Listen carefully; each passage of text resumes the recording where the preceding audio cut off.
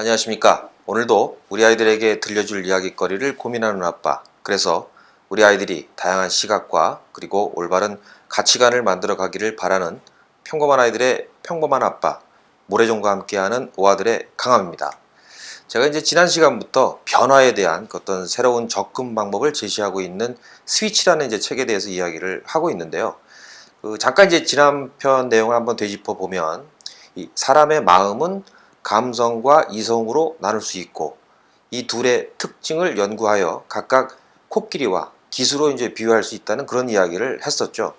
그러니까 즉 이게 감성을 대표하는 코끼리와 또 이성을 대표하는 기수로 나누어서 인간의 심리를 쳐다보면 보다 효율적으로 변화를 이끌어낼 수 있는 그런 방법을 찾을 수 있을 것이다 라고 이제 말씀을 드렸습니다. 그러면서 이제 일단 그 기수에 대해서 이제 알아보았는데요. 간단히 다시 한번 정리를 해보면, 기수는 이제 계획적이고 또 어떤 목표 지향적이긴 하지만 반면에 이제 의지가 좀 약하고 결정 장애를 갖고 있는 약간은 좀 불완전한 그런 존재라는 사실이죠. 따라서 어떤 명확한 방향 제시가 무엇보다도 중요하다는 거죠, 이 기수한테는. 그러면서 이제 나름 우리 아이들을 위한 몇 가지 제가 팁을 좀 드렸긴 했는데요. 혹시 아마도 이제 이미 직접 시도해 보신 분들도 있을지도 모르겠습니다. 근데 이제 솔직히 말씀드리면, 제가 지난번에 말씀드린 그 아이들을 위한 그 팁 몇 가지는 제가 이제 이 책을 읽고 나름대로 이제 고민을 해서 직접 한번 이렇게 제 나름대로 생각해 본 것들이기 때문에, 이게 뭐 경우에 따라서는 뭐 효과가 적을 수도 있을 것 같습니다. 요즘 아이들 뭐 엄청 똑똑하지 않습니까? 대충 고민해서 가볍게 붙었다가는 이제 나중에 이제 본전도 찾지 못하는 그런 상황이 될 수도 있을 것 같습니다. 따라서 이제 직접 실제 상황에 적용을 하시려면, 제가 이제 지난번 말미에 강조 드린 것처럼 그 나름대로의 고민이 많이 필요할 것 같습니다. 그래서 이제 그런 내용은 책에 없었던 건데 뭐 이렇게 하면서 이상하게 생각하실 것 같아서 혹시나 해서 제가 이제 말씀을 먼저 드립니다. 오늘의 내용에 들어가기 전에 한 가지만 더 말씀드리고 싶은 것이 이런 겁니다. 그러니까 지난 편에는 제가 그 기수가 문제를 분석하느라 시간을 낭비하는 그런 성향이 있다라고 이제 말씀을 드렸는데요. 그리고 이제 그렇게 문제를 분석할 때 좋은 점보다는 나쁜 점에, 네거티브한 그런 거에 이제 주목하는 비관적인 성향이 있다고 또 말씀을 드렸죠. 그렇기 때문에 이제 기술을 올바르게 이성을 올바르게 이끌려면 긍정적인 목표 설정이 보다 효과적이라는 것을 쉽게 짐작하실 수가 있을 것 같습니다. 근데 이제 사실 이게 우리 아이들에게만 해당되는 이야기는 아니죠. 바로 이제 우리 부모님들 역시 좋은 점보다는 이게 나쁜 점에 더 집착하는 그런 성향이 이제 짙다는 사실이죠. 이건 뭐 부모 애를 떠나서 인간이 좀 그렇다는 얘기죠. 이렇게 한번 생각을 해보시죠. 이제 어느 날 아이가 이제 성적표를 받아왔는데 뭐 국어 90점, 영어 95점, 뭐 수학 70점 이렇게 받아왔다고 한번 가정을 해보겠습니다. 여러분 같으면 이제 뭐라고 주로 이제 어떻게 말씀을 하시겠습니까? 이야, 영어가 95점이 나왔네? 하고 칭찬을 하실까요? 아니면 아마도 대부분, 야, 수학 점수가 이게 뭐니? 라고 이러지 않을까 생각을 합니다. 대부분의 경우. 뭐 인간인 이상 뭐 이게 어쩔 수 없을 수도 있는데, 이렇게 하지만 이제 솔직히 이런 부모의 반응이 아이들한테는 사실 그다지 긍정적으로 받아들이지는 않는 것 같습니다. 어쩌면 이제 바로 이런 것부터 아이의 변화를 위해 우리 부모 또한 역시 변해야 하는 부분이 아닌가, 이렇게 한번 생각을 해봅니다. 말이 나온 김에 이제 이런 상황을 효과적으로 대비하는 한 가지 팁을 한번 제가 또 말씀을 드려보도록 하겠습니다. 바로 이런 상황을 미리미리 예측을 하고 그 상황에 따른 대처 방법에 대한 시나리오를 미리 짜두는 겁니다. 말하자면 이제 이러이러한 상황이 되면 이렇게 이야기하고 이런 모습을 보여줘야지, 뭐 이렇게 말이죠. 이제 아까 예를 다시 들어보면, 만약 이러이러한 성적표를 받아온다면 이때는 점수가 잘 나온 걸 칭찬해 줘야지, 이렇게 이제 미리 계획을 해두는 거죠. 그러니까 여러 가지 상황을 미리 예측을 하고 그때그때 맞는 행동 양식을 미리 짜두면 이런 갑작스러운 순간에 적절하게 대처할 수 있는 확률이 조금은 높아지지 않을까 생각이 됩니다. 그러니까 이제 그야말로 요즘 많이들 갑작스러운 사고들이 이제 많이 나오면서 어쩔 줄 모르고 뭐 이런 상황 많지 않습니까? 이런 상황을 위해서 이제 미리 매뉴얼을 준비하는 것과 같은 이야기라고 할 수 있을 것 같습니다. 요즘 매뉴얼 이런 얘기 많이 하지 않습니까? 이제 그리고 이제 어쩌면 이런 것이야말로 매사에 어떤 계획적이고 위기를 예측하는 기수의 장점을, 우리들의 기수죠. 우리들의 기수의 장점을 최대한 살리는 방법이 될 것이라고 생각이 됩니다. 이렇게 해서 이제 대충 지난 편에 대한 그 간단한 보충 설명을 마치기로 하고 본격적으로 이제 오늘의 본론으로 들어가 보도록 하겠습니다. 오늘은 지난 편에 이어서 그 기수의 상대편에 서 있는 놈, 그러니까 이제 바로 코끼리에 대해서 한번 알아보도록 하겠습니다. 우리 마음의 그 감성적인 부분을 맡고 있는 이 코끼리의 특성에 대해서는 지난번에 제가 간단히 말씀을 좀 드리긴 했는데, 이 다분히 감정적이고 그리고 이제 충동적인 이 코끼리는 뭐 사실 이제 엉덩이도 무겁고 의지도 약한 뭐 게으름뱅이 정도로 볼 수 있을 것 같습니다. 그렇지만 이제 한번 욱하고 이렇게 되면 무섭게 이렇게 불타오르는 그런 열정을 갖고 있기도 하죠. 그리고 이제 이 덩치만큼이나 한번 움직이기는 좀 어려워도 일단 한번 움직이기 시작하면 어떤 그 관성의 힘으로 지속적인 행동을 가능하게 하는 놈이기도 합니다. 따라서 이제 무언가 이제 변화를 일으키려면 이 코끼리의 그 에너지와 이런 추진력이 반드시 필요하다는 이야기는 제가 뭐 이미 말씀드렸던 것 같습니다. 그래서 이제 기수만으로는 사실 뭐 아무것도 할 수 없다는 것이죠. 실제적으로도 이 코끼리와 기수와의 관계도 그렇지 않습니까? 이게 코끼리에 비해서 사실 뭐 아무것도 아닌 기수가 그냥 단순하게 코끼리 등에 올라타서 뭐 아무리 가자고 해봐 소리를 지르고 뭐 발을 굴르고 생쇼를 해봐야 사실 뭐 코끼리가 뭐 내켜지 않고 그러면 사실은 코끼리는 한 발자국도 움직이지가 않죠. 그래서 이제 수많은 기업에서 이 직원들을 그 성공적으로 변화시킨 그 사례들을 보면 이 사람들의 감정에 무언가 자극을 주었던 경우들이 상당히 많이 있습니다. 이 책에서도 이제 나왔던 그 사례이기도 한데, 또 이제 저 또한 실제 회사에서 이런 겪었던 일을 한번 한 가지를 소개해 드리도록 하겠습니다. 이 컴퓨터 그 소프트웨어를 개발할 때 개발자들은 이제 뭐 보통 이렇게 생각을 하죠. 세상의 모든 사람들이 컴퓨터를 다 다룰 수 있을 것이다. 그리고 잘 다룰 수 있을 것이다. 라고 이제 착각하는 경우들이 상당히 많이 있습니다. 이게 무슨 말이냐 하면 이게 뭐 지들만 이해하는 그런 방식으로 프로그램을 짠다는 이야기죠. 그러니까 평범한 사람들은 사실 이해하기도 힘든 그런 방식으로 이제 짠다는 얘기입니다. 그렇게 만들어 놓고 자기들은 이제 자기들 시각에서 봤을 때 뭐 이렇게 쉬운 걸 왜 사람들이 못 쓰는 거야? 하면서 이제 일반 사람들을 비난을 하곤 합니다. 그래서 이제 사실은 고객을 직접 상대하는 고객 지원팀이랑 종종 이제 말다툼을 벌이고 뭐 이렇게 하는 게 이제 개발자들과 고객 접점에 있는 고객 지원 팀들과의 어떤 문제들이 항상 발생을 하곤 합니다. 그래서 이건 뭐 너무 어려운데 좀 쉽게 다른 방식으로 만들어 봐봐 라고 백날 얘기를 해봐야 사실 이제 도대체 이 뭐 안 먹힌다는 거죠. 이제 보다 정확하게 표현을 하자면 그런 생각 자체를 아예 이해하지 못한다고 하는 게 맞을 것 같습니다. 그들은. 그런데 이제 그런 개발자들의 태도를 한 번에 바꿀 수 있는 방법이 있긴 있는데, 그건 이제 바로 이런 개발자들을 실제 이용자들에게 직접 테스트를 시켜보는 테스트룸에 데려가는 겁니다. 그래서 거기에서 자기가 짠 프로그램을 일반 보통 사람들이 아주 버벅거리면서 헤매고 사용하는 이런 상황을 직접 이제 보게 되죠. 그러면 이제 이 사람들이 그걸 보고 남들이 이제 충격을 먹게 됩니다. 일반 이용자들이 자신들의 예상과는 다르게 아주 말도 안 되는 초보적인 실수를 범하는 것을 직접 목격을 하게 되면서 그때부터는 이제 이성이 아닌 감성으로 이제 이 상황을 받아들이게 됩니다. 드디어 이제 실질적인 태도의 변화가 가능해지는 그런 상황이 된 거죠. 이제 비슷한 얘기로 사실 이제 마이크로소프트에서는 이제 프로그램 개발자들한테 아주 좋은 성능의 컴퓨터를 사주지 않는다고 합니다. 그러니까 개발을 이제 빨리 하려면 당연히 이제 좋은 컴퓨터를 쓰는 게 더 효율적일 것 같다라고 일반적으로는 생각할 수 있는데, 근데 이제 왜 이 마이크로소프트는 뭐 그저 그런 대충 이런 성능의 컴퓨터를 개발자들한테 지급하는 걸까요? 이건 이 프로그램 개발자의 눈높이를 일반 이용자들 수준으로 맞추기 위함이죠. 그러니까 이제 평소에 맨날 아주 고성능의 아주 빠르고 성능 좋은 그런 컴퓨터만 갖고 프로그램을 만들다 보면 정말 실제 시장에서는 그러니까 후진 컴퓨터 이용자들이 어떤 아픔을 겪고 있는지 이들은 이제 전혀 경험이 없다는 거죠. 그래서 이제 그거를 경험하게 하면서 그 맞춰줄 수 있게끔 그런 환경을 만든다고 합니다. 그러니까 이제 느린 컴퓨터를 이제 사용하면서 자기도 이제 개발자들도 답답하고 속 터져도 보고 뭐 그 좀 그래 봐야 일반 이용자들의 입장에서 그 프로그램을 짤 수 있다는 그런 논리가 되는 거죠. 이제 우리는 보통 문제가 이제 발생을 했을 때 보통 이제 다음과 같은 프로세스로 이제 문제를 해결하곤 합니다. 문제를 분석을 하고 그리고 계획을 짜고 그리고 이제 실행에 옮기는 거죠. 아주 일반적인 프로세스죠. 실제로 이제 우리가 회사에서 일을 수행하는 방식도 대부분 이렇지 않습니까? 하지만 이제 이 책에서 이야기하는 무언가 변화를 이끌어내는 그런 접근 방식은 조금 좀 틀린데 문제를 보고 그리고 일단 무언가를 느낀 다음에 감정을 건드린 다음에 그 다음에 행동할 수 있다 이런 겁니다.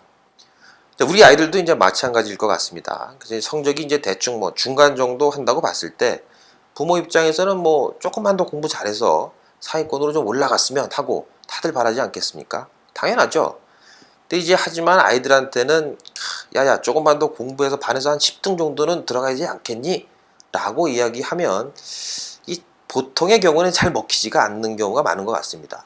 이제 그거는 이 아이 스스로 공부를 이제 왜 해야 되는지 머리로는 이제 대충 이해는 돼도 가슴으로 느끼지는 못했기 때문에 실제로 이제 실질적인 행동, 다시 말해서 이제 공부는 하지 않게 된다. 뭐 이런 겁니다. 물론 이제 머리통 주고받고 가면서 책상에 앉아놓고 이럴 수 있을지는 몰라도 이게 뭐 사실 스스로 이제 공부에 몰입하게 되기는 사실 쉽지 않다는 거죠. 저도 이제 어렸을 때 보면은 마음이 움직이지 않으면 책 하나 펴놓고 거의 뭐 그 페이지를 1시간 동안 보면서 멍 때리고 이런 경우 저도 많이 있었던 것 같습니다. 사실 이제 아이의 그 마음속에는 뭐 이런 거죠. 이 반에서 내가 중간 정도 했으면 대충 뭐 잘하는 거 아닌가? 내 밑으로도 한 20명 깔려 있는데? 하고 뭐 내가 그래도 적어도 걔들보다는 좀 잘하고 있지. 뭐 이렇게 이제 생각을 한다는 거죠. 그러면서 이제 지금도 나름 나쁘지 않아. 라고 이제 자기 합리화를 이제 시켜버리는 거죠. 솔직히 이제 그러는 게 지들도 마음도 편하고 뭐 몸도 편하고 어찌 보면 정신 건강에 좋을 수도 있죠. 이게 너무나 어찌 보면 이제 너무나 당연한 그 반응이라고도 볼 수 있을 것 같습니다. 여기서 이제 제가 그 제 후배 얘기를 한번 잠깐 해보도록 하죠. 예전에 제가 한번 말씀드렸던 것 같기도 한데 어쨌든 이제 다시 얘기를 해보면 이제 그 후배는 이제 그 중학생 되는 아들이 하나 있는데 보통의 이제 아이들처럼 영 공부 이제 집중하지 못하는 것 같습니다. 그래서 이제 하루는 나를 잡고서 아이를 딱 앞에 앉혀놓고 조목조목 이제 이야기를 해봤답니다. 그러면서 이제 이렇게 시작을 한 거죠. 야, 넌 커서 뭐 어떻게 살고 싶니? 그러니까 이제 어떤 생활을 하면서 지내고 싶으니? 이랬던 거죠. 그러니까 이제 아이가 아이 기준은 뭐 아버지 정도면 괜찮아요 라고 시작을 했는데 그걸 이제 구체적으로 이제 가보는 거죠. 그랬더니 뭐 걔도 다 보는 게 있으니까 뭐 대충 한 30평 정도 되는 아파트에 살고 차도 하나 있고 그리고 일주일에 한 번 정도는 뭐 외식도 하고 그리고 1년에 한두 번 정도는 해외여행도 한번 가고 그러면서 최신형 컴퓨터 사가지고 게임도 원 없이 하고 뭐 이런 거죠. 그래서 뭐 이러더랍니다. 그래서 이제 둘이 종이를 하나 딱 갖다 놓고 오케이. 자, 그렇게 살기 위해서 대충 월 단위로 예산 한번 뽑아오자. 이렇게 얘기가 시작이 된 겁니다. 그랬더니 약 한 350만 원 정도가 나왔다고 합니다. 그래서 이제 이 후배가 이제 이런 멘트를 이제 이어갔답니다. 오케이. 자, 한 달에 대충 한 이 정도를 벌려면 괜찮은 직장에 들어가야 되지 않겠니? 또 그런 직장은 대부분 뭐 요즘 말하는 인서울대학 출신 뭐 이 정도로 위주로 뽑겠지. 그러면 이제 고등학교 전체 졸업생 중에 인서울대학 정도에 들어가는 사람이 얼마나 될까? 이러면서 이제 같이 인터넷을 이제 신나게 이제 뒤져본 거죠. 그랬더니 대충 한 5 내지 7% 정도가 나오더랍니다. 뭐 딱 나온 거죠. 그래서 그러다 보니까 자 최소한 상위 5%는 들어야 네가 아까 얘기한 그 정도의 생활을 할 수 있겠네. 근데 네 성적이 지금 어떻게 되는 거지? 하고 이제 물어본 겁니다. 근데 당시 이제 성적이 대충 한 중간 정도였으니까 뭐 그러면 이제 확률 50%가 되겠죠. 근데 이건 뭐 지가 보기에도 이제 말이 안 되는 거죠. 그래서 이건 뭐 인서울은 둘째치고 뭐 웬만한 뭐 그냥 어느 정도 들어본 대학 정도 들어가기도 사실 이제 만만치 않은 뭐 이런 이제 퍼센테이지가 나온 겁니다. 그래서 야 네가 그럼 이 정도 수준이면은 뭐 그것 해봐야 뭐 주유소 알바나 뭐 편의점 알바 뭐 그것도 뭐 나쁜 건 아니지만 그렇게 해서 일을 하면 어찌 됐든 결과론적으로 얼마를 벌 수 있을까 이렇게 물어본 거죠. 그랬더니 지도 이제 생각을 해보고 한 달에 한 150 벌기도 쉽지 않을 것 같은데 그랬더니 지도 이제 생각을 해보고 그럼 월 150으로 그것도 하루에 12시간 정도 일을 하면서 네가 아까 얘기한 그런 생활을 할 수 있을 것 같으니 이렇게 이제 던진 거죠. 그때 이제 그래서 이제 이 아들놈이 한동안 이제 계속 심각해지더랍니다. 근데 얼굴 이제 꾸기고 한 1, 2주를 보내는 거죠. 그래서 이제 그냥 대충 무난하게 하고 있던 게 아닌가라고 생각했던 자기의 성적이 갑자기 이제 후져 보이는 거죠. 그래서 꾸질꾸질하고. 그리고 뭐 알바, 일용직 알바 뭐 이런 삶의 모습으로 갑자기 이제 자기한테 각인이 되는 거죠. 그러면서 이제 뭔가 조금은 좀 변화가 온 것 같다고 그러더군요. 이제 물론 이제 뭐 그렇다고 해서 갑자기 공부를 뭐 엄청나게 뭐 확 하고 뭐 그랬던 것 같지는 않고요. 최소한 이제 적어도 공부해라 이런 하는 말은 이게 이전보다는 조금은 좀 진지하게 받아들인다고 할 수 있었던 것 같습니다.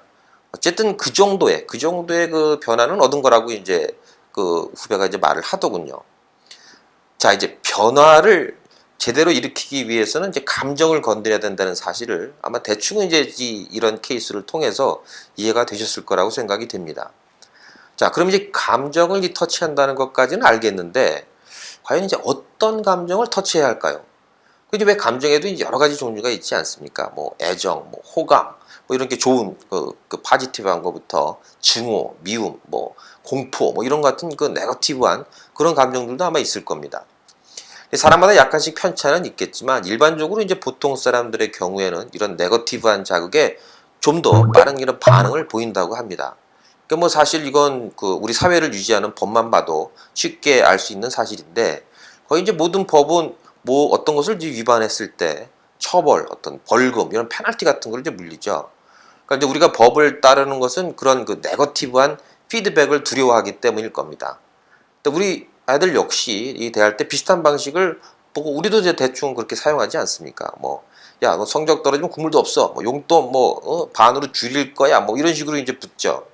그 이제 이게 뭐 심지어 어떤 이런 협박으로 그치지 않고 뭐 어떤 경우가 뭐 두드러 패고 뭐 이런 경우도 있죠. 근데 이런 것들이 사실은 이제 모두 어떤 고통이나 공포 같은 이런 네거티브한 감정을 이용하는 방식이라고 볼 수 있을 것 같습니다. 그런데 사실은 이제 이런 부정적인 감정만을 자극해서 행동을 유발시키는 것은 사실은 또 다른 어떤 그 부작용을 야기시킬 수가 있습니다. 그런 문제점 중에 이제 가장 심각한 중에 하나가 바로 그 사람의 어떤 내적 동기를 파괴시킨다는 것에 있죠. 그러니까 여기서 이제 내적 동기란 심리학에서 얘기하는 그 동기론에 나오는 용어인데 그 보통 사람이 이제 행동하는 이유는 크게 내적 동기와 외적 동기로 나눌 수 있다고 합니다. 그러니까 이제 어떤 보상을 위해서 행동하는 것은 외적 동기가 되는 것이고 그리고 이제 스스로 하고 싶어서 무언가를 한다면 이게 이제 바로 내적 동기가 되는 거죠. 이 내적 동기에 비해서 이제 외적 동기는 아주 가시적이고 구체적이어서 오히려 이제 접근하기가 되게 쉽습니다. 하지만 이 외적 동기만 작용을 할 경우에 의욕이 이제 자체 생산되지 않아서 어떤 지속성이라는 측면에서는 나름대로 이제 한계가 있다고들 이야기를 합니다. 이 때문에 이제 이런 처음 행동을 시작할 때는 비록 외적 동기에 의해서 시작을 하더라도 그 행동이 지속되기 위해서는 어느 순간 이 내적 동기로 그 뒷받침이 돼야 된다는 내적 동기는 변환이 돼서 뒷받침이 돼야 된다는 이런 이야기입니다. 예를 들어서 예를 한번 또 들어보죠. 여기서 이 수학 공부를 싫어하는 아이에게 이제 이렇게 얘기를 합니다. 자, 여기 수학 문제 10개를 풀 때마다 용돈 내가 1,000원씩을 줄게 하고 이렇게 꼬셔보는 거죠. 그렇게 해서 이제 수학 공부를 시켰다고 생각을 해보는 겁니다. 이제 아이는 처음에 이 1,000원이라는 보상, 그러니까 이제 외적 동기가 되겠죠. 이 외적 동기에 끌려서 수학 문제를 풀게 됩니다. 근데 이제 이렇게 쭉 이어가다 보면 수학 실력이 당연히 늘게 되고 그러면 수학 문제가 좀 쉬워지게 되고 어느 순간부터 수학 공부가 재미가 있어지게 됩니다. 즉 여기서부터 이제 내적 동기가 발생을 하게 되는 것이죠. 이런 방식이 외적 동기가 내적 동기를 이끌어내는 가장 어떤 바람직한 상황이라고 볼 수 있습니다. 근데 여기서 처음부터 이제 바로 부정적인 감정을 자극해서 행동을 유발시키게 되면 이게 처음부터 이 내적 동기가 유도될 가능성이 현저히 낮아진다는 그런 사실입니다. 그러니까 방금 전에 예에서 야, 너 지금 당장 수학 공부를 안 하면 아빠한테 두드러 맞을 줄 알아. 이렇게 이제 부정적인 감정을 자극하는 방법. 이렇게 이제 윽박질러서 공부를 시키게 되면 뭐 그래도 이제 똑같이 수학 문제 좀 풀고 그러면서 이제 어찌어찌 해서 수학 실력이 이제 늘게 될지는 몰라도 이 경우에 수학 자체를 좋아하게 되는 그런 가능성은 매우 낮아지게 됩니다. 결국 이제 부모의 협박이 없었다면 스스로는 이제 절대 공부하지 않는 그런 상황이 될 수밖에 없다는 거죠. 잠시 그 심리학 이야기로 이제 잠깐 빠졌는데, 어쨌든 이렇게만 이야기하니까 이제 제가 이제 부정적인 감정을 자극하는 것이 뭐 아주 나쁘다라고 이제 들릴 수 있을 것 같습니다. 하지만 이제 상황에 따라서는 이 부정적인 감정을 자극하는 것이 필요할 때도 많이 있습니다. 대표적인 것으로 보면 이제 담뱃값 그 겉면에 붙어 있는 그 흉한 사진들 있지 않습니까? 이제 아직 우리나라에는 이제 적용되지 않은 것 같은데, 뭐 논란도 됐었고 그렇게 한 이야기인데, 근데 외국산 담배를 보면 외국에 갔다 오신 분들께 보면 이렇게 느끼실 겁니다. 담배에 거기 그 담배 때문에 발생하는 뭐 병이라든가 뭐 시커먼 이빨 뭐 폐 이런 혐오감을 불러일으키는 이제 그런 사진들이 이제 붙어 있죠. 이 담배 가게에 이런 사진을 처음 붙인 나라는 이제 캐나다였는데요.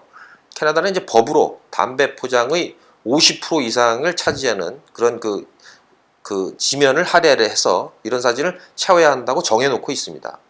그래서 캐나다는 2001년부터 이런 사진을 도입을 했는데, 이전에 한 25% 정도에 달하던 흡연 비율이 그 이후 7년 동안 약 7% 정도가 하락을 했다고 합니다. 특히나 이 청소년층의 그 흡연 비율은 거의 뭐 절반에 가까이 이렇게 떨어졌다고 하죠.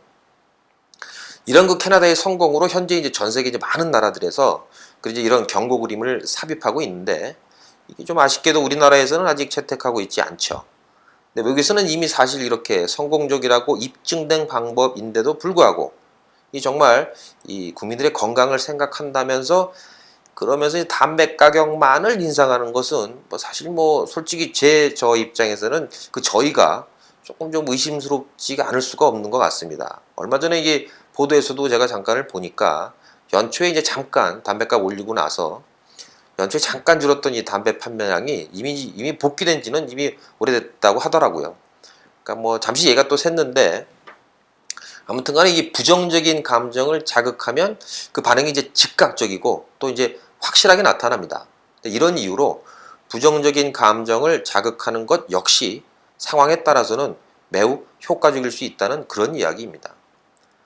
자, 그럼 과연 이 긍정적인 감정과 이 부정적인 감정 중에서 어떤 감정을 건드리는 것이 좋을까? 한번 생각해 보시겠습니다. 자, 긍정적인 감정? 땡, 아니죠. 그럼 부정적인 감정? 땡입니다. 이것도 역시 아닙니다. 사실 정말로 중요한 것은 이 감정의 자극이 이게 뭐 긍정적이냐, 부정적이냐 이런 것이 아니라는 거죠. 이 문제에 대한 정답은 이거 나름대로 만만한데? 라고 느끼게 하는 게 가장 중요하다는 겁니다. 다시 말하면 그게 부정적인 부분을 건들던 긍정적인 부분을 건들던 이거 한번 해볼 만한데? 라고 느끼게 해야 한다는 거죠. 우리가 이제 감정을 코끼리에 비유한 것은 일단 기수보다 이제 덩치가 크다는 것을 이제 강조하기 위함도 있었긴 하지만, 그 덩치 때문에 한 번 움직이는 것 그 자체가 그만큼 어렵다는 이야기를 내포하고 있습니다. 대신 일단 이제 한 번 움직이기 시작하면 또 관성이 발생을 해서 오히려 이제 멈추기가 어려운 거죠. 우리의 감정도 마찬가지입니다. 처음에 한 번 움직이는 것이 가장 어렵다는 사실이죠. 그렇지만 이제 일단 움직이기만 하게 되면 그 움직임을 지속하거나 또 가속시키는 것은 그래도 처음보다는 훨씬 더 수월하다고 볼 수 있습니다. 때문에 이런 그 움직이게 하는 것, 처음에 시동 거는 거죠. 여기에 모든 포커스가 맞춰져야 하는 것입니다. 그럼 이제 어떻게 처음에 움직이게 할 수 있을까? 어떻게 하면 이거 한번 해볼 만한데? 라고 만만한 감정을 불러일으킬 수 있을까? 그러면 이제 오히려 답은 간단할 수 있습니다. 즉, 무조건 변화의 기준을 낮추는 거라고 볼 수 있습니다. 이 책에서는 이 대출을 상환하는 전략을 이제 그 예로 또 하나 들고 있는데요. 요즘 이제 많이 그 가게들이 이제 크고 작은 대출들을 이제 많이 끼고 있는 것 같습니다. 뭐 집담보대출부터 뭐 신용카드, 현금 서비스, 심지어 뭐 하다못해 연체된 공과금까지 뭐 다양한 그 빚을 가지고 있죠. 그 이제 만약 이렇게 이제 여러 가지 다양한 빚더미에 이게 치인 분들이 이거 도대체 이 빚을 다 어떻게 정리를 할까? 고민이 되죠. 이런 고민 상담을 해오면 어떤 조언을 해주시겠습니까? 자, 일반적인 상황이라 그러면 당연히 이자가 센 거부터 갚아라 라고 당연히 이야기를 보통 하게 되죠. 그래야 이 전체 비용을 조금이나마 줄일 수가 있을 테니까 말이죠. 되게 효율적인 방법이죠. 근데 이제 재테크 전문가인 데이브 램지라는 이제 양반은 이 사람은 이제 조금 좀 다르게 이야기를 한다고 합니다. 일단 모든 빚을 금액 순서대로 덩어리별로 이렇게 순서대로 이렇게 쭉 정리를 합니다. 그러니까 작은 금액부터 큰 금액 순으로 줄을 이렇게 쭉 세우는 거죠. 그리고 그 순서대로 빚을 갚아나가는 겁니다. 그러니까 이제 작은 양의 빚부터 갚아난다는 얘기입니다. 물론 여기서 가장 작은 금액의 빚이 뭐 가장 높은 이자율 뭐 이렇지는 않을 겁니다. 대충 뭐 연체된 전기세 고지서 정도가 되지 않을까 생각이 드는데 바로 이제 이런 것부터 갚아나가라는 이야기입니다. 이게 이제 언뜻 들으면 뭐 이처럼 좀 멍청한 방식이 있을까라는 생각도 듭니다. 그러니까 예를 들어서 이제 연이율 20%가 넘게 받은 이제 카드 현금 서비스보다 뭐 한 2% 정도밖에 안 되는 전기요금을 먼저 갚는다. 뭐 이런 말과 이제 또 같을 수 있죠. 근데 이게 신기하게도 이 방식을 선택한 사람들이 실제로 끝까지 모든 빚을 청산하는 확률이 그렇지 않았던 사람보다 훨씬 높았다고 합니다. 우리는 여기서 이제 변화를 일으키는 효과적인 동기부여의 방법에 대한 힌트를 우리가 얻을 수가 있는데, 이 사실 이제 빚독촉 같은 것을 한 번이라도 받아보신 분들이라면 이 빚이라는 게 사실 얼마나 이 사람을 힘들게 만드는지 아마 누구나 쉽게 공감을 하실 것 같습니다. 사실 이게 빚이라는 것 사실 자체만으로도 이 사람을 이제 되게 무기력하게 만들기도 하죠. 이렇게 이제 무기력해진 사람에게 거기다 뭐 이자율을 계산해 가면서 숫자를 들이대 봐야 이게 뭐 사실 어떤 움직임을 유발시키는 거, 다시 말해서 이제 빚을 갚아 나가도록 그 동기를 부여한다는 것은 사실 굉장히 어렵다는 이야기입니다. 하지만 그 최초의 고지를 조금 쉽게 넘을 수 있다 그러면, 그러니까 이제 예를 들어서 3만 원짜리 전기세 고지서 같은 걸로 이제 시작을 하는 거죠. 그렇게 이제 첫 발을 뗄 수 있다 그러면 비청산이라는 거대한 이 그 적군으로부터 최초의 작은 승리를 얻을 수가 있게 되고, 이것이 이제 이후 지속적인 행동을 끌고 나가게 만드는 그런 원동력이 된다는 이런 논리입니다. 어떻습니까? 이게 나름 저는 이제 상당히 일리가 있다고 생각이 됩니다. 자, 이와 비슷한 방법으로 어떤 지저분한 집을 손쉽게 정리하는 그런 이제 팁도 거기서 이제 나오는데, 완전히 이제 어질러진 그 집구석이 영 마음에 안 들어도 이걸 다 언제 치우나 하면서 이제 포기하는 경우가 이제 많이 있죠. 이때 그 주방용 타이머 같은 거를 이제 갖다 두고서 5분 정도를 걸어 놓은 다음에 오늘은 내가 딱 5분만 정리를 하는 겁니다. 그래서 이제 5분 후에 타이머가 딱 울리면 아무런 죄책감 없이 청소를 그냥 그만두는 거죠. 이렇게 이제 딱 5분만 청소를 해야지 라고 처음부터 마음을 먹으면 정말 이 막막하게만 이렇게 생각됐던 이 온 집안 청소가 조금은 가볍게 느껴지게 되고 바로 이 최초의 움직임이 가능해진다는 이야기입니다. 또 그렇게 일단 청소를 시작을 하면 처음 몇 번은 정말 딱 5분만 청소하고 그만둬 버릴 수도 있긴 하지만 조금 이제 탄력이 붙기 시작하면서 내가 요 방까지는 좀 청소를 하고 그만둬야지. 그리고 조 쓰레기통까지만 비우고 그만둬야지 하면서 이제 청소 시간을 자연스럽게 조금씩 늘리게 되고 결국은 이제 깨끗해진 전체적으로 집을 이제 깨끗하게 청소할 수 있다. 뭐 이런 논리입니다. 이게 이제 조금 다른 이야기이긴 한데 그 시간 관리 기법 중에 그 나름 유명한 것으로 그 포모도로라는 이제 방식이 있습니다. 한 번쯤 이제 들어보셨을 수도 있을 것 같은데, 원래 이제 포모도로라는 말은 이태리 말로 이제 토마토라는 그런 뜻입니다.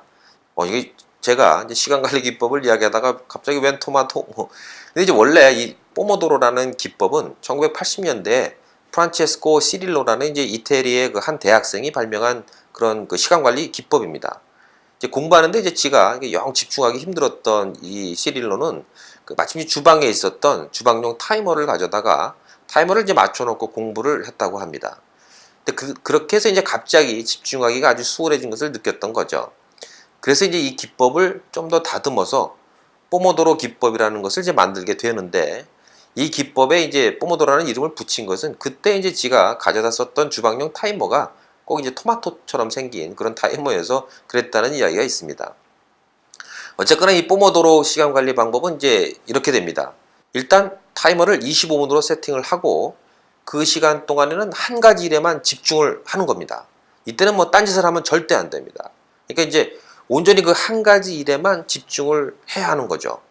근데 가능하면 이제 휴대폰도 다 꺼놓고, 그리고 이제 뭐 무음으로 뒤집어 놓고 뭐 완전 치워 놓는 게 좋겠죠. 이제 뭐 갑자기 중요한 일이 생각이 났다고 해도 이 하던 일을 멈추지 않고 옆에다 뭐 간단히 메모를 한다든가 이렇게 하면 넘어갑니다. 그리고서 25분이 지나서 타이머가 울리면 즉시 거기서 바로 하던 일을 멈추고 5분간 휴식을 취합니다. 이게 답니다. 사실 되게 간단한 이야기죠. 근데 많은 시간 관리 기법과는 다르게 이 포모도로 기법은 어떤 일의 중요성, 우선순위 뭐 이런 걸 이제 따지지 않고 복잡하게 이런 걸 따지지 않고 단지 이제 일정 시간 동안 한 가지 일에만 집중하는 그런 이제 방법론만을 강조하게 됩니다. 그러니까 이제 어떤 일을 하는가가 아니라 어떻게 일을 하는가에 포커스를 맞추고 있다고 볼 수 있죠. 보통 사람이라고 하면 원래 이제 잡생각 많이 생기는 게 당연합니다. 그리고 이제 특히나 하는 일이 뭐 크고 뭐 아주 뭐 힘들고 그럴수록 그런 경향은 이제 더 쉽게 나타나는 것 같은데, 하지만 이제 딱 25분만 내가 집중해 볼까 하는 일종의 그 제한 시간을 설정을 하게 되면 최소한 그 시간 동안만큼은 집중력을 유지할 수 있다는 그런 겁니다. 그렇게 이제 딱 집중력을 유지하는 그 25분을 이 포모도로 타임이라고 하는데, 그렇게 이제 집중된 25분은 이리저리 뭐 딴짓하면서 딴 생각하며 보낸 그렇게 했던 1시간과 1시간에 맞먹는 그런 성과를 이제 거두기도 한다고 합니다. 즉 그러니까 이제 1포모도로가 끝나면 5분씩 쉰다고 제가 말씀을 드렸죠. 그렇게 이제 4번을 끝내면 이때는 좀 길게 쉽니다. 그러니까 이제 25분 더하기 5분에서 30분이니까 이제 2시간이 되겠죠. 이제 그렇게 이제 4포모도로가 한 세트가 되고 이게 이제 업무 수행 단위가 되는 겁니다. 그래서 이제 미리 해야 할 일들을 이제 우선순위와 중요도에 맞추어서 1포모도로 타임 단위 그리고 4포모도로의 타임 한 세트 단위로 이렇게 짜놓게 되면 what to do와 how to do를 두 마리 토끼를 다 잡을 수 있게 된다는 그런 이제 방식이 되죠. 그래서 이제 만약 아이가 이제 공부한답시고 책상에 앉아서 뭐 산만하게 왔다 갔다 하고 핸드폰 들여다보고 뭐 이러고 있으면 이렇게 보이면 한번 이런 방법을 한번 써보시면 괜찮을 것 같습니다. 저도 이제 제 아이한테 시험 기간 동안에 공부할 때 적용시켜서 나름 효과를 보기도 했는데, 자 오늘은 4포모도로만 공부해봐 이렇게 되는 거죠. 이런 식이 이제 대화가 되는 거죠. 이때 이제 근데 사실 이때 주의할 것은 이게 뭐 한 중학생 정도라고 하면 뭐 25분 정도가 좀 길 수도 있습니다. 그러니까 이제 이런 경우에는 애들 상황에 따라서 한 15분에서 20분 그 사이에 적정한 시간을 개인차가 있을 테니까 그 정도로 해서 시작을 하시면 좋을 것 같습니다. 그러면 1포모도로를 끝날 때마다 나름대로 나 하나를 끝냈네 하는 이게 일종의 성취감 같은 것을 이제 애들도 이제 느끼게 되는 거죠. 그래서 이 포모도로 하면 워낙 이제 사실은 유명하기 때문에 요새 뭐 스마트폰들 다 갖고 있으니까 스마트폰 앱으로도 이제 여러 개가 많이 나와 있습니다. 그래서 이제 앱스토어에 가셔갖고 그 포모도로라고 하고 한글로 검색을 하든 뭐 영어로도 검색을 하시든지 이렇게 하면 쉽게 그런 앱을 구하실 수가 있습니다. 그래서 뭐 사실 뭐 기능이라고 해봐야 대단한 거 없죠. 그냥 정해진 시간만큼 타이머를 돌고 그리고 중간에 5분씩 휴식 타이머가 따로 돌고 뭐 이게 다 사실은 다입니다. 그래서 뭐 대신 이제 뭐 유료 앱 같은 경우에는 뭐 하루에 뭐 몇 포모도로를 돌았는가 뭐 그래서 1년 뭐 몇 달치 이게 통계 내주고 뭐 이런 거 하기도 하는데 사실 뭐 그 정도까지는 뭐 필요 없을 것 같기도 하고요. 다시 한번 본론으로 돌아와서 이제 원래 그 원대한 목표를 이루어내는 진정한 변화는 이런 그 작은 성공 체험으로부터 시작된다는 사실을 알 수가 있습니다. 그런 그 성공 체험들이 이어지면서 이 코끼리의 그 육중한 몸을 또 움직일 수 있게 된다는 거죠. 이때 그 작은 성공은 이 두 가지 조건을 이제 만족을 시켜야 되는데, 첫 번째는 이 작은 성공들 하나하나가 원대한 목표로 이어져야 된다는 것이고, 그리고 이제 두 번째는 그 중간 목표는 아주 쉽게, 아주 손쉽게 그 달성할 수 있을 것이어야 된다는 것입니다. 이렇게 딱 두 개입니다. 그런데 만약 이 두 개가 동시에 충족되기가 되게 어렵다, 그런 조건을 만들기가 어렵다고 한다 그러면 후자, 그러니까 이제 쉬운 목표를 만드는 거, 거기에 더 집중을 하는 것이 맞다는 이야기입니다. 자, 우리 아이들의 이제 이야기로 돌아와 보겠습니다. 자, 학교 성적이 이제 중위권에서 헤매는 이제 아이에게 뭐 헤맨다는 표현이 맞을지 모르겠지만 어쨌든 뭐 상위 5%에 들어가는 그런 목표를 제시한다고 한번 가정을 해보죠. 만약 이 아이가 적어도 뭐 한 과목, 뭐 예를 들어서 역사 과목만큼은 뭐 좀 쉬워하는 것 같다라고 싶으면, 자 이번 학기에는 다른 과목은 일단 야 뭐 너무 신경 쓰지 말고 하던 대로 해. 그렇지만 역사 과목 하나만큼은 90점을 한번 넘어보지 않겠니? 라고 이런 식으로 이제 작은 중간 목표를 한번 정해 보는 겁니다. 평소에 이제 지가 역사를 좀 쉽게 생각을 했으니까 이 정도 목표쯤 뭐 이거 좀 만만한데 이렇게 이제 생각을 아이들이 할 수 있다는 거죠. 그러면 이제 아이들도 적어도 이 역사 공부만큼은 좀 더 하게 되는 동기가 아주 이제 쉽게 부여가 될 수 있습니다. 그리고서 이제 이 작은 목표를 달성하게 되면 그다음에 이제 다음 목표로 이어질 수 있는 그런 이제 기본적인 원동력을 얻게 된다는 이런 논리입니다. 근데 이제 만약에 이게 뭐 도대체 얘가 잘하는 과목이 전혀 없다 이렇게 되면 또 그렇다고 또 포기하지는 마시고 이제는 이제 꼭 성적으로 나타나는 게 아니더라도 그 아이가 뭔가 해낼 수 있는 거, 그러니까 아까 제가 말씀드렸던 그 포모도로 같이 야 매일매일 1포모도로만큼만 시간을 들여서 오늘 배운 거 한번 다시 한번 읽기, 이 정도로 아주 쉽게 이 정도의 목표를 정해보는 겁니다. 그리고 이제 아이가 이걸 해내면 정말 진심으로 기뻐하고 칭찬해주고, 오, 네가 뭐 오늘 그렇게 1포모도를 했니? 2포모도를 했니? 뭐 이렇게 칭찬을 해주는 거죠. 물론 아무리 작은 목표라고 해도 매번 성공할 수는 없을 겁니다. 근데 만약 그렇다고 그러면 뭐 사실 누구나 성공할 수 있었겠죠. 하지만 이제 처음에 아이가 이제 뛰어넘을 수 있을 만한 그런 이제 목표를 설정해 주는 것. 그리고 이제 그것을 어떤 형태로든 이루어냈을 때 또는 뭐 이뤄내지 못했다 하더라도 그 노력의 어떤 노력의 모습이 보이고 그러면 그것을 성공이라고 이제 우리가 포장을 시켜주는 것 정도는 우리가 이제 부모라면 누구든지 사실은 할 수 있는 일 아니겠습니까? 아니, 어찌 보면 해야만 하는 일이 아닐까라고도 한번 생각을 해보게 됩니다. 어찌 보면 우리 스스로도 아이들에게 너무 많은 것을 기대하고 있는 것 같습니다. 그리고 또 그 기대에 못 미치는 아이들을 보면서 뭐 나름대로 실망을 하는지도 모를 것 같습니다. 물론 아이가 이제 뭐 정말 제대로 아주 잘 할 수 있는 그런 목표를 찾아주는 거라든가, 그리고 이제 아주 사소한 성공에 기뻐해 주는 거, 사실 어떻게 보면 솔직히 말처럼 쉽지는 않을 수도 있을 것 같습니다. 아니, 어떻게 보면 되게 어려울 수 있겠죠. 그렇지만 그만큼 조심스럽게 또 다루어야 하는 게 우리 아이들의 감정, 그러니까 코끼리니까 말이죠. 자, 이성을 대표하는 기수와 감성을 대표하는 코끼리에 대해서 제가 이제 이야기를 해봤습니다. 우리가 그 의미 있는 변화를 이루어내기 위해서는 기수에게는 명확한 방향을 제시하고 코끼리에게는 열정을 태울 만한 동기를 부여해야 된다는 사실에 대해서 조금은 제가 이제 장황하게 좀 진행했던 것 같긴 한데, 아마도 대부분의 내용들은 아마 어느 정도는 알고 계셨던 것도 많이 있을 거라고 생각이 됩니다. 뭐 혹시 이렇게 또 생각하실 수도 있겠죠. 야, 네가 말한 거 다 해봤는데 사실 별 효과 없던데? 라고 말씀하실 수도 있죠. 맞습니다. 사실 어떤 그 방향 제시와 동기부여만으로 모든 사람으로부터 변화를 이끌어낼 수 있다고 한다 그러면 사실 변화가 이토록 힘들다 뭐 이런 얘기가 나오지 않았을 수도 있을 것 같습니다. 방향이 제시되고 동기가 부여됐음에도 불구하고 여전히 변화하지 못하는 것은 바로 이 변화에 있어서 가장 큰 적이 마지막에 딱 버티고 있기 때문입니다. 도대체 그 적이 뭐냐? 무엇일 것 같습니까? 예, 바로 귀차니즘입니다. 우리가 이 변화에 저항하는 가장 큰 이유는 어디로 가야 할지 방향을 몰라서도 아니고 왜 변해야 하는지 동기가 없어서도 아닙니다. 사실은 단지 정말 귀찮기 때문에 변화하지 않는 경우가 사실은 대부분의 경우인 경우가 많은 것 같습니다. 그럼 과연 이 귀차니즘을 쳐부술 수 있는 그런 궁극의 절세 비법이 무엇일까요? 이에 대해서는 제가 다음 시간에 말씀드리도록 하겠습니다. 그럼 다음 시간에 뵙도록 하겠습니다. 감사합니다. 강함이었습니다.